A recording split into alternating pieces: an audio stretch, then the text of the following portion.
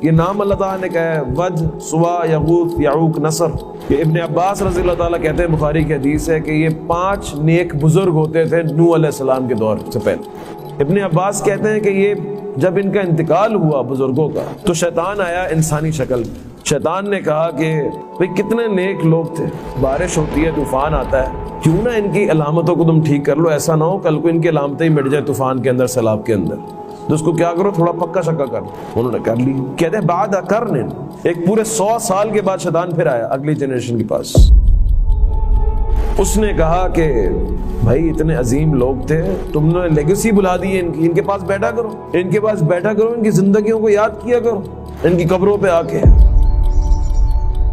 تاکہ تمہارا ایمان تازہ ہو اور تم بھی ویسے بنو جیسے یہ ہوا کرتے تھے۔ 100 سال پھر گزر گئے، پھر شیطان آیا۔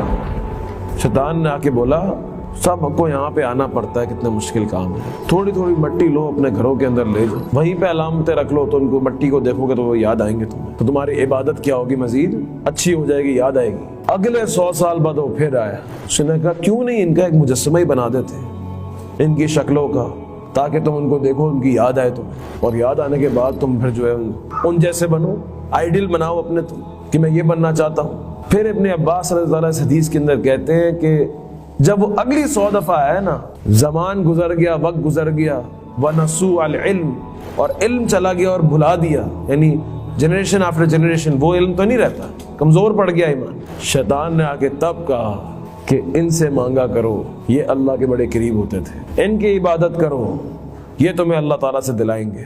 اس طرح کائنات کے اندر سب سے پہلا شرک سٹارٹ ہوا تھا۔ تو غلف تھا پچھلی جنریشنز کے اندر جس نے ان کو ہلاک کر دیا، کہ ایک چیز کو اس کی سٹینڈرڈ سے بڑھا دینا۔